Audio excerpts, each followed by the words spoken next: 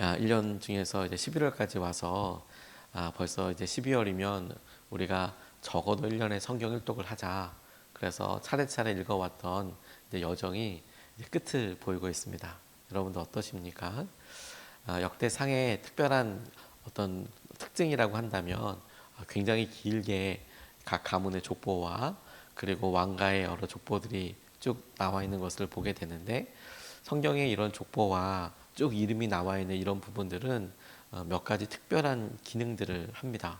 정당성이나 정체성, 누가 누구를 낳고 어떤 소속감을, 우리 가문이, 우리 가정이 내가 마치 족보에 이름이 있는 것처럼 이렇게 내려온 거구나, 정당성과 정체성을 부여하기도 하고, 성경이 쭉 진행될 때 어느 한 시기를 빠르게 설명하며 넘어갈 때에도 족보를 이야기하기도 합니다. 무슨 말이냐면 그 사이에 여러 일들이 있지 않았습니까? 근데 그런 여러 일들을 몇몇 사람들, 중요한 사람들을 이야기하면서 시대를 훅 접어서 이렇게 설명하는 그런 기능도 하게 됩니다. 역대상에서 굉장히 긴 족보를 우리가 읽고 있어요. 오늘 아마 다음번까지 계속 족보와 관련된 이야기, 사람들이 이미 많이 등장하게 되다 보면 우리가 여러 스토리가 있다거나 우리가 아는 사람들의 이야기가 나오면 그래도 읽기 쉽지만, 족보가 쭉 나와 있을 때 보면 이게 어떻게 읽어야 되나 싶기도 하죠. 그런데 이럴 때에는 조금 더 넓게 뒤로 이렇게 거시적으로 본다고 하지 않습니까? 조금 더 넓게 하나님께서 어떤 일들을 하셨나, 그 가운데 하나님께서 어떤 것들을 보여주시나, 이런 것에서 오는 특별한 은혜가 있다고 싶어요. 보통 우리가 4장씩 읽어가는데 그 중에서 우리가 말씀을 선택해서 본문을 정하지 않습니까? 근데 이제 족보로 쭉 나와 있을 때 하나님께서 이 사람들 가운데 있었던 이게 나타내는 의미하는 바가 뭔지를 질문해 보면, 우리가 한 장 혹은 조금 이렇게 읽어서 느끼는 것보다는 더 특별한 은혜가, 또 다른 특별한 은혜가 있다라고 싶어요. 여러분, 제가 어저께 역대상에 대해서 어제 말씀드릴 때 역대상은 포로기 이후에 에스라가 썼을 것이다 라고 학자들이 이야기하고 있고, 포로기 이후니까 남유다와 관련된 다윗의 왕가를 중심으로 해서 스토리가 진행이 됩니다, 이렇게 말씀을 드리지 않았습니까? 이제 쭉 읽어 가시다 보면 다윗의 이야기가 쭉 나오기 시작하면서 이제 북이스라엘의 왕은 등장하지 않습니다. 그래서 다윗의 아들 쭉 이렇게 진행이 되거든요. 그게 어떻단 말이냐라고 싶지만, 그렇게 먼저 역대 상하 혹은 역대지 상하의 전체 스토리, 전체 메인을 보고 난 다음에 족보를 다시 보면 독특한 점이 있어요. 뭐가 독특하냐? 아니, 남유다 포로기 이후에 다윗의 왕가 가운데 하나님께서 영원한 약속을 어떻게 이끌어 가셨는가, 그게 메인 팀이라고 나와 있는, 메인 주제라고 나와 있는데, 테마 팀이라고 나와 있는데, 정작 족보를 보면 북이스라엘과 12지파의 이야기가 다 나오더라는 거예요. 그게 뭐가 이상하냐? 남유다보다 북이스라엘은 150년 전에 망했거든요. 그리고 남유다가 망한 다음에 70년 이후에 다시 회복된 거거든요. 그렇게 생각해 보면 적어도 200년 전에 12지파 중에서 10지파는 이미 망했단 말이에요. 왕가를 누리고 있거나 이러지도 않고, 아시리아라는, 성경에 아수르 혹은 아시리아라고 나와 있는 강력한 왕국에 의해서 북이스라엘이 다 점령된 지 그냥 10년, 20년이 아니라 200년이 됐다는 거예요. 근데 족보에 나와요. 그러니 여러분, 만약에 저한테 차씨 가문의 족보가 어떻게 되냐, 사실 저도 몇 대 다 모릅니다. 제가 몇 대서 몇 대서 이거 어떻게 알겠습니까? 그래도 차씨 가문이 이렇게 된다고 하잖아요. 근데 이 에스라와 당시에 하나님께서 이스라엘을 부르시고 이끌어 가실 때 그 사람들이 믿음으로 고백하고, 이 시기 이 사람 하나님께서 이렇게 역사해 오셨을 때 그것이 처음으로 올라가기도 하지만, 그래서 역대상 처음에 보면 아담에서부터 시작이 되기도 하지만, 놀라운 것은 여러분, 그렇게 올라가서 이끌어간 그런 여러 일들이 하나님께서 사실 중간에 뚝 떨어져서 잊혀진 것이 아니라 북이스라엘 사람들이 기억하고 계세요. 뿐만 아니라 여러분, 베냐민은 거의 없어질 뻔한 시대 아니까 있지 않았습니까? 그때 그 시기가 벌써 사사시대예요. 사사시대. 거의 없어질 뻔했습니다. 근데 그런데도 그들을 기억하고 계세요. 북이스라엘은 거의 150년이 망했다 이렇게 말씀드렸는데 하나님께서 사울도 잊지 않으셨어요. 사울도. 그러니까 베냐민 지파로만 봐더라도 사사시대 때 이미 확 무너져서 왕조 시대가 진행되면서 거의 근데 베냐민 살아나긴 했죠. 쭉 살리면서 이렇게 가다가 사울이 이미 죽은 지도 몇백 년이 됐어요. 근데 그 사울을 기억해요. 사울을. 베냐민 지파 사람이고 사울도 기억해요. 이게 되게 놀라운 관점인 것이죠. 저는. 그러면서 오늘 그걸 말씀대로 좀 거시적으로 조금 멀리서 이렇게 보니까 다윗이 살 때의 사울은 어떻게 보였을까? 그가 광야를 유리방황하면서 기다릴 때 사울이 어떻게 죽을지 상상이나 할 수 있었을까? 사울의 왕조가 무너질 거라고 생각이라도 할 수 있었을까? 막상 다윗의 입장에서는 날마다 광야고 그 광야에서 별 보면서 하나님께서 뜻을 이루실 때를 기다리면서 살아갈 때 사울이 이렇게 하나님께서 직접 만지실 거야, 다루실 거야 라고 생각하던 다윗은 이게 구체적으로 어떻게 실현될지 상상하지 못할 시간들이 완전 길었을 거란 말입니다. 그런데 그걸 조금 이렇게 보니까 오늘 족보가 이야기하고 있는 것을 보니까 첫 번째로 그들 모두가 다 죽었다라는 너무도 당연하고 너무도 일반적인 진리를 우리가 발견하게 되지만 특별하다고 싶어요. 무슨 말이냐? 33절 말씀에 보면 넬은 기스를 낳고 기스는 사울을 낳고 사울은 요나단과 말기수아와 아비나답과 에스바를 낳았다고 설명하고 있습니다. 사람 이름 몇 개 나와 있는 것 같지만 우리가 열왕기 상하 혹은 그 이전에 우리가 사무엘 상하를 보면 하나님께서 기스의 아들 사울을 어떻게 부르셨는지 왕이 되었는지 그런 이야기들을 우리가 알지 않습니까? 근데 이 족보의 기능은 뭐냐면 기스는 사울을 낳고 딱 이렇게 이름만 넘어가는 것 같지만 그냥 넘어간 게 아니죠, 사실은. 그 사이에 엄청나게 많은 믿음의 일들 혹은 때로는 연약함의 일들 이런 그리고 하나님께서 개입하신 일들이 다 있죠. 그런데 역대상에 딱 한 줄로 넘어가요. 한 칸으로 넘어가요. 기스는 사울을 낳고 사울은 요나단 누구 이렇게 낳았다. 이렇게만 설명이 되어 있지만 이것이 갖고 있는 엄청난 무게감을 우리가 읽을 수 있는 것이죠. 한 절인데도. 사울은 길보아산에서 죽었습니다. 사무엘상 31장 2절 말씀에 보면 블레셋 사람들은 사울과 그의 아들들을 바짝 추격하여 사울의 아들 요나단과 아비나답과 말기수아를 죽였다. 그래서 사울도 죽고 그의 아들들도 길보아 산에서 마지막 전투에서 싹 다 죽어요. 다 죽어요. 그러니 여러분, 앞서 다윗의 생각에서 요나단은 친구이긴 했지만 그가 사울이 어떻게 죽을지 상상 못했어요. 그래서 그를 몇 번이나 죽일 수 있는 기회가 있었지만 이걸 내가 하겠다라고 하는 부하들을 오히려 말리면서 하나님께서 전장에서 죽게 하시든 하나님께서 당신의 손에 의해서 이렇게 할 거다라고 이야기를 하지만 그게 구체적으로 이렇게 환상을 보고 얘기한 게 아니라 일반적으로 얘기한 거거든요. 하나님의 손에 맡기는 거야. 그래서 자기 스스로는 사울에게 위해를 가하지 않는 길을 선택한 거였거든요. 시간이 지나고 나니까 그들이 정말 그렇게 다 죽었네요. 조금 멀리 보아서 느끼는 그런 감정들과 은혜가 있다고 싶어요. 그게 뭐냐면 여러분, 우리는 대부분 어려움과 우리를 힘들게 하는 관계들과 상황들 가운데 있으면 딱 여기서만 이제 보거든요. 바로 앞에서 보다 보니 이걸 도저히 헤쳐나갈 수 없을 것 같고 나를 두렵게 하는 이 일과 나를 두렵게 하는 이 사람이 온통 세상을 내 시야를 다 가리는 것 같잖아요. 그런데 역사 이렇게 얘기하는 걸 보면 그래 그런 사람도 다 죽고 지나고 나서 보니까 하나님의 뜻대로 다 이루어져 있더라. 그럼 여러분 우리가 애써 우리를 두렵게 하는 이 문제와 사람들을 이렇게 가까이 촘촘히 두려움 앞으로 이렇게 될 게 아니라 쭉 떨어뜨려서 이 일 또한 지나가게 될 거야. 하나님의 뜻대로 이루어지게 될 거야. 여기 에스바알이라고 나와 있는 사람은 우리 각주를 보면 이스보셋을 말하는 겁니다. 이스보셋. 그는 전쟁에서 죽지는 않았어요. 앞서 말했던 제가 사무엘상에서 말씀드렸던 대로 요나단, 아비나답, 말기수아는 길보아 산에서 사울과 같이 다 죽었는데 그의 아들 이스보셋, 사울의 왕 이스보셋이 왕이 됩니다. 그래서 다윗과 함께 전쟁이 일어나게 돼요. 계속해서 이 양가에 꽤 오랜 기간 동안. 그때 왕으로 있었어요. 이스보셋이. 사울 왕의 아들이 이스라엘의 왕이었어요. 그 전쟁에 살아남았지만 나중에 자고 있는 중에 신하들의 배신에 의해서 죽게 됩니다. 다 죽었어요. 어떻게 될지 다 죽었어요.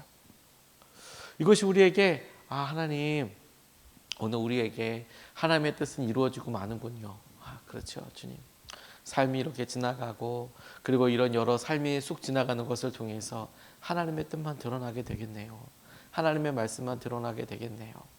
역대지상 혹은 역대상이 우리에게 명확하게 이야기해 주는 것은 그거 아니겠습니까? 그렇게 화려하고 힘있고 찬란하고 그런 사람들이 이렇게나 수두룩빽빽 많지만 그러나 그럼에도 불구하고 세월은 유수 같아서 훅 지나가 오늘을 맞게 하는데 오늘까지 오게 될 때 남아있는 것은 결국 하나님의 뜻만 남아있더라. 그들은 다 죽었다. 그들은 다 죽었다. 다 사라졌다. 사라졌다. 종묘에 가면 조선시대 때 아주 뛰어난 활약을 했던 사람들이 왕들이 거기 쭉 이렇게 위패가 모셔 있습니다.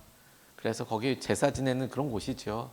그런데 그곳에 가면 그 사람들을 기억하겠다라고 세워놓은 그런 시설들이 그 안에 있는 것 아닙니까? 아무리 뛰어나고 아무리 대단한 일을 했어도 다 그렇게 시간이 지나고 나면 그렇게 그냥 그 모습으로 있는 거예요. 여러분 저는 이게 극단적인 예인가? 그렇다고 생각하지 않습니다. 오히려 굉장히 현실적인 예라고 싶어요.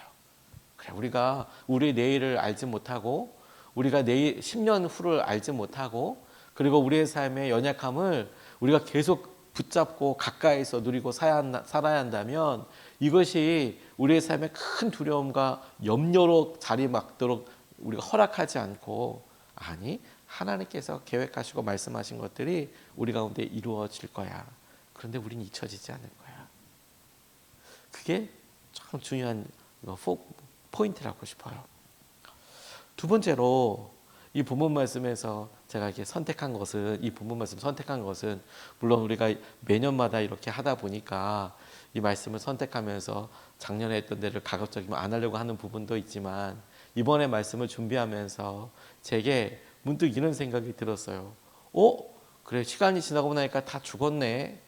사울도 그렇게 죽게 됐지. 한 줄로 이렇게 표현되구나. 그런 뜨거운 삶을 살고 다윗과 그런 어마무시한 일이 있었는데 한 줄이구나, 한 줄. 그래서 처음에 되게 묵상하면서 마음 깊이 도전을 받았다면 두 번째로 되게 마음에 도전이 됐던 것은 뭐냐면 그들도 살았다. 그들은 누구냐라고 생각되는 사람이 34절에서 37절까지 나와 있는 사울 왕의 후손들이에요. 이렇게 나와 있어요. 요나단의 아들은 무리바알이며 무리바알은 미가를 낳았다. 미가의 아들들은 비돈과 멜렉과 다레아와 아하스이다. 아하스는 여호와따를 낳고 여호와따는 알레멕과 아스마웻과 시므리를 낳고 시므리는 모사를 낳았다. 모사는 비느아를 낳았다. 비느아의 아들은 나바이고 그 아들은 아사이고 그 아들은 아셀이다라고 나와 있습니다. 이게 뭐라고 싶지만 여러분 사울이 죽었잖아요. 그리고 사울 왕의 자녀도 다 죽었잖아요. 이스보셋도 암살당했거든요. 신하한테 죽었잖아요. 그러면 여러분 보통 우리가 역성혁명이라고 했을 때 이름이 바뀌어서 왕가 그러니까 부모가 다른 거죠. 그렇죠. 완전히 다른 이름으로 이렇게 됐을 때 예를 들어 아합 가문 같은 경우에는 오므리 왕조의 사람이었거든요. 여로보암이랑은 완전 다른 그런 사람들이에요. 근데 다윗이 자녀들을 다 죽이지 않았습니다. 요나단을 기억하여서도 그렇지만 다 죽이지 않았어요. 오히려 무리바라고 나와 있는 사람이 무비보셋이거든요. 무비보셋의 이름이 무리바이기도 합니다. 그 평생 보호하며 살았어요. 그 장애가 있는 사람인데도 불구하고 성경에서 이런 이렇게 이름이 나오는 이유가 뭐냐면 이제 히브리어에 모음이 없거든요. 그래서 모음이 한 9세기, 10세기경에 이제 막 생기고 막 그래요. 그래서 히브리어에 모음이 없고 자음만 있다 보니까 어떻게 그런 일이 가능하냐? 통째로 외웠거든요, 이 사람들은. 그러니까 이제 자음만 써가지고 하다 보니까 발음이 조금 바뀔 때나 혹은 시기에 따라서 그 사람의 이름을 또 다르기도 하고 우리도 여러분 조선시대의 왕들을 예를 들어 너무 유명한 세종 이렇게 부르지 않았어요. 세종대왕이 살아있을 때는 죽은 다음에 이름을 새로 지은 거거든요. 그럼 원래 세종대왕의 이름은 이도인데 또 이름을 이도 이렇게 부르지도 않았습니다. 왕의 이름을 어떻게 부릅니까? 아예 부르지는 않았어요. 이스라엘도 거의 그랬겠죠. 사람들 잘 안 불렀어요. 그리고 이런 모음이나 이런 것들 차이가 있으니까 성경에 이렇게 이름이 혼동되는 사람들이 많아요. 아싸레 유명하면 그렇지 않은데, 그렇지 않은 사람들은, 대충 유명한 사람들은 이렇게 막 혼돈되는 경우들이 있어요. 그래서 무비보셋, 무리바알은 그렇게 평생 다윗이 지키면서 살았다. 평생 보호하였다. 그런데 그의 아들들, 그의 후손들이 어떻게 이어지는지도 보여줍니다. 하나님께서는 그들도 살리셨고 또 살리게 하셨어요. 전 이게 너무 큰 은혜라는 생각이 들었어요. 하나님께서 사울 왕가도 잊지 않으셨구나. 그렇다고 그들이 그 이후에 엄청난 어떤 세력을 이루거나 어떤 영향력을 주지는 못했던 것 같습니다. 성경을 이렇게 읽어보면 그들이 뭘 했다 이런 이야기는 나와 있지 않아요. 그런데 하나님께서는 그들을 다 멸하지 않으시고 그들도 살리시고 그들도 이끌어 가시고 그들도 소개하고 계신다는 거예요. 왜 이렇게 이야기하냐면 여러분, 다시 에스라가 포로기 이후에 끝나서 다시 서게 될 이스라엘의 정체성과 하나님의 말씀으로 세워진 다윗의 왕가의 영원하신 언약, 이것이 이어져서 이사야를 통해서 말씀하셨던 예수 그리스도 족보까지 이어지게 되는데, 그런데 거기에 사울쯤은 이렇게 가로쳐도 누구도 기억하지 않을 거 아니에요. 거기에 이름이 다 나온 게 아닌데 사울 정도는 가로하거나 그냥 사울에서 죽었다 하고 끝나면 끝날 문제들을 다 쓰고 있다는 거예요. 다 쓰고 있다는 거예요. 다 쓰고 다 밝히고 그렇게 하고 있는 점이 놀랍다라는 것이죠. 그리고 이것을 통해 다윗도 보게 되는 거예요. 다윗은 은혜를 베푸는 사람이고 하나님은 이런 다윗을 아끼고 사랑하셨던 것 같아요. 다 죽이지 않았구나. 하나님은 아시지요. 이런 모습이 당신을 닮아서 그렇게 행하고 있다는 사실을 아마 하나님은 아셨다라고 싶어요. 다윗이, 저는 그들을 살릴 수 있었던 이유, 그 무비보셋을 하고 권사하고 챙겼던 이유가 요나단과의 약속이기도 하고 사울 왕과의 약속이기도 하지만, 그럼에도 불구하고 다윗의 입장과 다윗의 왕가가 설 때까지 사울 왕조의 사람들은 우리가 볼 때 다시 세력들이 모여서 사울 왕가를 일으키자, 베냐민을 다시 융성하게 하자, 이렇게 반란이 일어날 수 있는 꺼리가 될 수 있고 중심 핵이 될 수 있음에도 불구하고 그들을 살려두고 그들을 계속 건사하고 할 수 있었던 이유가 있다면 정말 하나님을 의지했기 때문이라고 싶어요. 하나님의 선택하심을 진짜 믿었기 때문에, 적이라고 생각될 위협이 될 만한 사람도 있어도 하나님의 선택을 진짜로 믿었기 때문에 그럴 수 있었다고 싶어요. 하나님이 나와 함께 하시고 하나님을 내가 최선을 믿고 따르면 하나님의 왕으로 세우시는 것이고 하나님의 뜻이 드러나는 거야. 그러니까 다윗의 입장에서는 그들이 순간순간 여겨질 때마다 혹여 사람들이 만나기만 해도 연약한 왕 혹은 불안한 왕은 의심의 불의의 씨앗은 다 없애버려야 돼라고 하기 쉬운데 냅뒀어요. 그냥 냅두고 그들의 자녀들이 있도록 냅뒀어요. 전 이게 자신감이라고 싶고, 이 진정한 자신감은 하나님을 믿기 때문에, 신뢰하기 때문에 드러난다고 싶습니다. 하나님을 의지하고 사랑하여서 누리는 자녀의 특권이 있거든요. 오늘 여러분, 우리가 이렇게 사울의 왕가와 그 자녀를 보면서 사울 왕가의 사람들도 그 이후에 살았구나, 같이 다 죽은 거 아닌 거구나, 기억했구나, 하나님께서 그들도 살리셨구나, 하나님께서 이런 관계 가운데 우리를 그렇게 살리시고 우리가 하나님을 다윗처럼 믿고 의지한다면 우리 주위에 사울의 자손들로 인해서 느껴지는 그런 어려움과 아픔들도 충분히 하나님을 의지하기 때문에 두려움의 원인이 아니라 같이 살 수 있는 은혜와 역사하심이 되겠구나.